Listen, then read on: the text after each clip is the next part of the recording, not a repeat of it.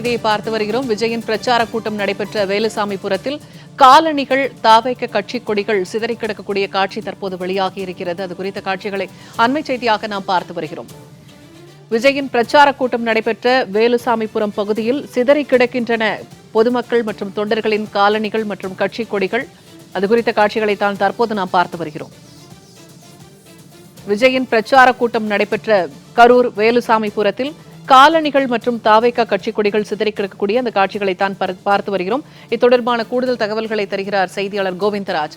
கோவிந்தராஜ், தற்போது ஒரு காட்சி வெளியாகி இருக்கிறது. அதுல பிரச்சார கூட்டம் நடைபெற்ற அந்த வேலுசாமிபுரத்துல பொதுமக்கள் மற்றும் தொண்டர்களுடைய காலணிகள் மற்றும் தாவேகா கட்சி கொடிகள் சிதறி கிடக்கக்கூடிய அந்த காட்சிகளை தான் நாம் பார்க்கிறோம். இது குறித்தான கூடுதல் தகவல்கள் என்ன? பூர்ணிமா, இன்று தமிழக வெற்றி கழகம் விஜய் மக்கள் சந்திப்பு நிகழ்ச்சியில் கலந்து கொள்வதற்காக இன்று கரூர் வந்திருந்தார். இந்த கரூர் ஈரோடு செல்லும் சாலையில், அதாவது வேலுசாமிபுரம் பகுதியில் இன்று பரப்புரைக்கு அனுமதி அளித்திருந்தனர். இங்கு அனுமதி அளித்திருந்த நிலையில பல்லாயிரக்கணக்கான கட்சியின் தொண்டர்கள், ரசிகர்கள் என ஏராளமான காலை 10 மணி முதல் அங்கு கூர்ந்திருந்தனர். இந்த நிலையில பார்த்தோம்னா சுமார் 6 மணி முதல் 8 மணிக்கு, அதாவது பரப்புரை நடைபெறும் இடத்திற்கு செல்வதற்கு சுமார் 8 மணி இரவு 8 மணியாக இருந்து சென்றனர். அப்போது பார்த்தோன்னா அவர் பரப்புரையில் சென்று அவர் மக்கள் வெள்ளத்தில் பேசிக் கொண்டு இருக்கும் போது கூட்ட நெரிசல் ஏற்பட்டிருக்குது. அந்த மக்கள் சந்திப்பு நடைபெற்ற வேலுசாமிபுரம் பகுதியில் பார்த்தோம்னா அந்த கூட்ட நெரிசல் பார்த்து தாவேகா தொண்டர்கள் சிக்கினர். அப்போது பார்த்தோம்னா அந்த தொண்டர்கள் சிக்கிய நிலையில அவர்கள் என்ன செய்வது என்று தெரியாமல் சிதறி அடித்து வெளியே சென்றனர். அப்போதுதான் பார்த்துக்கிறோம் நம்ம இந்த சிதறி கிடக்கும் அந்த காலணிகள், அந்த கட்சி கொடிகள் எல்லாம் நம்ம பார்த்துக்கிட்டு இருக்கிறோம். அதே போல பார்த்தோம்னா அந்த கூட்ட நெரிசல்கள்ல அங்கங்கே அந்த வைத்திருந்த அந்த பதாகைகள், அதாவது பேனர்கள் வைத்திருந்த பதாகைகள் வளைந்து நெளிந்து கிடக்கும் காட்சி நம்ம பார்க்கிறோம். அதே போல பார்த்தோம்னா பகுதியில் இருந்த அதாவது மரங்கள் மீது பார்த்தோம்னா அந்த பகுதியில கட்சி தொண்டர்கள், அதாவது அந்த ரசிகர்கள் எல்லாம் மேலே ஏறினது, அந்த மரத்தின் கிளைகள் வளைந்து கிடக்கு காட்சி தற்போது நம்ம பார்த்துக்கிட்டு இருக்கிறோம்.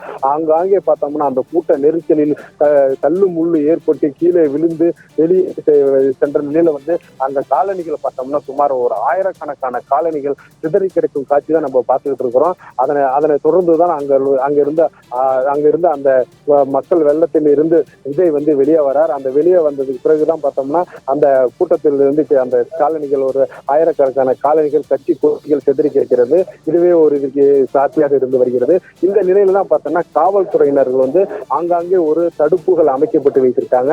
ஏனென்று பார்த்தோம்னா நாளை ஓய்வு பெற்ற நீதிபதியாக இருக்கட்டும் அல்லது வரும் நீதிபதியாக இருக்கட்டும் சம்பவ இடத்திற்கு விசாரணைக்கு வருவார்கள் என்று எதிர்பார்க்கிற நிலையில ஆங்காங்கே அந்த சம்பவ இடத்திற்கு யாரும் செல்லாத அளவுக்கு பாதுகாப்பு பணியில தற்போது போலீசார் ஈடுபட்டு வருகின்றனர். நாளை ஓய்வு பெற்ற நீதிபதியாக விசாரணை குழு அமைத்தால் ஓய்வு பெற்ற நீதிபதியாக இருக்கட்டும் இல்ல நீதிபதிகளாக இருக்கட்டும் யாராக இருந்தாலும் சம்பவ இடத்தில் சென்று விசாரணை ஈடுபடுவார் என்பதற்காகவே போலீசார் அப்பகுதியில் பாதுகாப்பு பணியில் ஈடுபட்டு வருகின்றனர். அதே சமயத்தில் அங்கு வைக்கப்பட்டிருந்த பதாகைகள், கட்சி கொடிகள் அதே சமயத்துல சாலை ஓரத்தில் இருந்தது அனைத்து தற்போது எடுக்கும் பணியில் ஈடுபட்டு வருகின்றனர். நாளை சம்பவ இடத்திற்கு சென்று விசாரணையில் ஈடுபட உள்ள நிலையில் அப்பகுதியில் வைக்கப்பட்டுள்ள பதாகைகள் மற்றும் கட்சி கொடிகள் அகற்றும் பணியில் ஈடுபட்டு வருகின்றனர். இந்த நிலையில தான் நம்ம அங்கு நடைபெற்ற அதாவது கூட்ட நெரிசலில் ஆங்காங்கே சிதறி கிடக்கும் காலணிகள் மற்றும் கட்சி கொடிகளை நம்ம பார்க்கிறோம். கூட்ட நெரிசலில் அந்த பேனர்களும் வளைந்து நெருங்கி கிடக்கும் காட்சி நம்ம பார்க்கிறோம். அதே போல அந்த மரத்தின் மேல் ஏறி அந்த மரங்கள் வளைந்து இருக்கும் காட்சிகளை நம்ம தற்போது பார்த்து கொண்டிருக்கிறோம். ஓகேமா கோவிந்தராஜ், அந்த காட்சிகளை பார்க்கும் போதே இந்த சம்பவத்தோட விபரீதம் நமக்கு புரியுது. அந்த அளவுக்கு கோரமான காட்சிகளா இருக்கு. காலணிகள் மற்றும் கொடிகள் சிதறிக்கிடக்கூடிய அந்த காட்சிகள் இந்த சம்பவத்தோட வீரியத்தை நமக்கு உணர்த்துது. இப்ப 39 பேர் பலியாகி இருக்கிறதா சொல்லப்படுகிறது. எத்தனை பேர் இன்னும் கவலைக்கிடமாக இருக்கிறார்கள்? தனியார் மருத்துவமனையில் எவ்வளவு பேர் இருக்காங்க? கரூர் அரசு மருத்துவமனையில் எவ்வளவு பேர் இருக்காங்க? மருத்துவமனை தரப்புல என்ன சொல்லப்பட்டிருக்கிறது?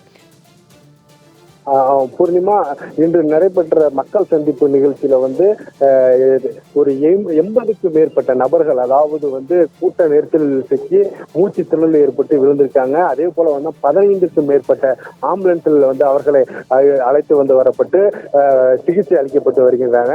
தற்போது வரை 39 நபர்கள் உயிரிழந்திருப்பதாக ஒரு தகவல் சொல்லப்படுகிறது. அதே சமயத்தில் மருத்துவமனையில் சிகிச்சையும் பெற்று வருகின்றனர். அதே போல பார்த்தோம்னா தனியார் மருத்துவமனை 2 மருத்துவமனையில ஒரு மருத்துவமனையில 40 நபர்களும் மற்றொரு மருத்துவமனையில ஒரு 20க்கும் மேற்பட்ட நபர்களும் என்ன சொல்லப்படுகிறது. கிட்டத்தட்ட 100க்கும் மேற்பட்ட நபர்கள் வந்து அந்த கூட்ட நெரிசலில் சிக்கி இருந்துள்ளனர். இதுல பார்த்தோம்னா இதுவரை 39 நபர்கள் உயிரிழந்ததாக கூறப்படுகிறது. தொடர்ந்து வந்து தற்போது வரை முழு விவரங்கள் வந்து மாவட்ட நிர்வாகம் அறிவிக்கப்படவில்லை. நபர்கள் எத்தனை நபர்கள் என்பது குறித்து இவர் தற்போது வரை அறிவிக்கப்படவில்லை. தொடர்ந்து வந்து அவர்கள் விசாரணையில் ஈடுபட்டு வருகின்றனர்.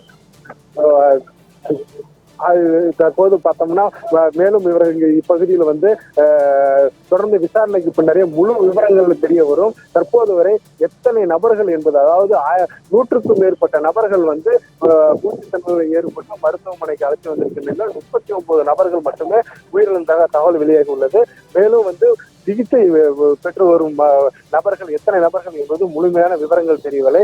இன்று அதிகாலை அனைத்து விவரங்களும் தெரிய வரும். அதே சமயத்தில் வந்து உயிரிழந்தவர்களும் யார் யார் என்பது குறித்தும் முழு விவரங்கள் இன்று அதிகாலைக்குள் மாவட்ட நிர்வாகம் தரப்பில் அறிவிக்கப்படும் என்று கூறப்படுகிறது. அதே சமயத்தில் தனியார் மருத்துவமனையில் இருக்கும் சிகிச்சை பெற்று வரும் நபர்களாக இருக்கட்டும், அதே போல கரூர் அரசு மருத்துவமனை மருத்துவமனையில் சிகிச்சை பெற்று வரும் நபர்களாக இருக்கட்டும், இந்த நபர்களின் முழு விவரத்தையும் இன்று அதிகாலை அறிவிக்கப்படும் என தெரிவிக்கப்படுகிறது. இதை குறித்து தான் தற்போது தொடர்ந்து விசாரணையில் ஈடுபட்டு வருகின்றனர். சிகிச்சை பெற்று வரும் நபர்கள் முழு விவரத்தையும் கேட்டறிந்து வருகின்றனர். இதன் முழு விவரங்கள் வந்து இன்று அதிகாலை கிடைக்கும். பூர்ணிமா.